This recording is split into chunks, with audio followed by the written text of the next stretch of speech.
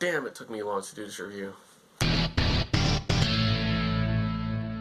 Universal Studios Florida. One of the longest awaited reviews I've ever done from an audience I don't even really have. Universal Studios Florida is one of my favorite parks of all time. It's one of the few parks I always said when I went to down to Florida before I lived there that I've always wanted to go to it. I wanted to see something different from Disney. I love Disney World, but I have to give credit where credit's due. Universal Studios Florida, back when I was a kid, I always saw Universal Studios Florida as that park that was for big kids, because I was like, you know, Disney World, that's for little kids. It doesn't have fun rides. They're all for kids. I'm a big kid now. So I was around 10. Come on, just give me some credit here. Universal Studios Florida is definitely one of those parks where I'd have to say yes. It's a lot more in the thrill area rather than the family area. And right now, with the modern day Universal Studios Florida, it really proves the fact that they can actually blend in family with thrills.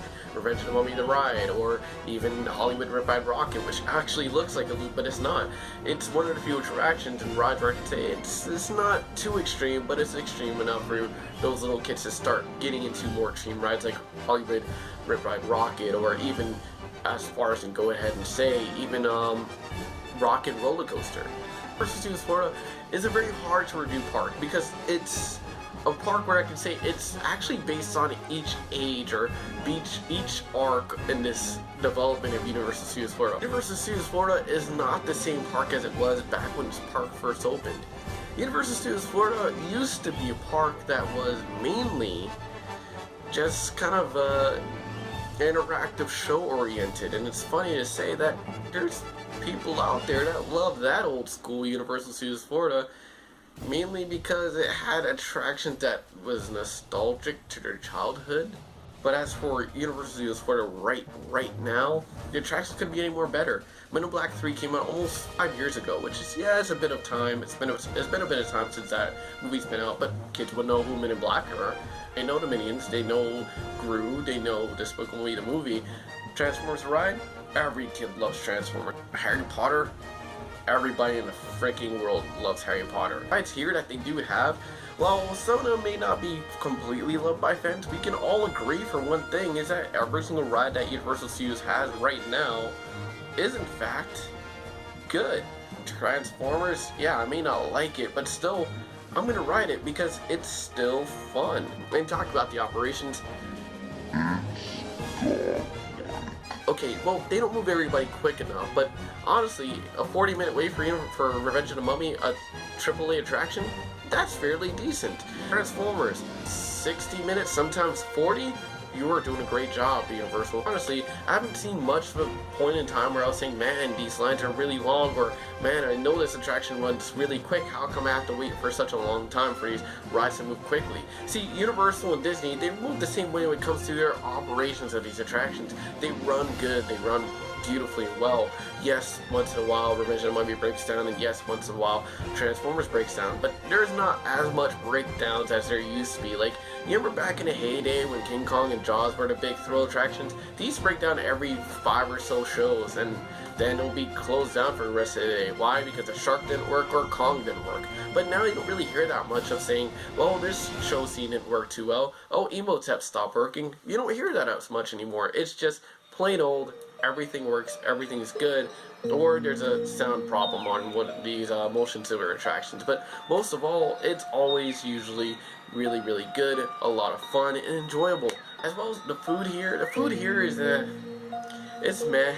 It's okay. Churros is churros, and turkey legs is turkey legs. But I'll tell you this for sure, that honestly, the Krusty Land area and the Simpsons area is definitely possibly the best place you can get good food. I can tell you everything about the Simpsons area and how well and how good that food is over there. The Nighttime Show, which is celebrating over 100 years of Universal, is a fairly decent show. It is very heavily inspired by shows like Fantasmic and World of Color, but mostly World of Color, and also Universal's 360, the old show that used to be there.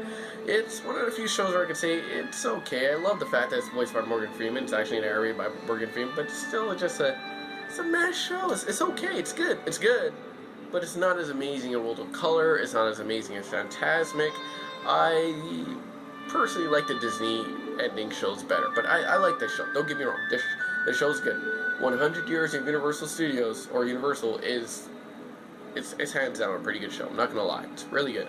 It's a park that's small and jam packs a lot of great attractions there I really love, but as I said, there are a few where I'm saying it's okay, it's not the greatest, and of course, as well, the kid area here, which is the Woody Woodpecker's Kid Zone, is not the best, because not every kid knows what Woody Woodpecker is, unless Universal wants to make another Woody Woodpecker movie. But in this case, I wish they could have just threw Despicable Me in there. It would have been better, you know, get rid of E.T., kids don't know who E.T. is unless parents are still showing E.T. nowadays, but who knows, who knows. Well, Universal Studios Florida is actually a Disney quality park. It's a 9.5 out of 10.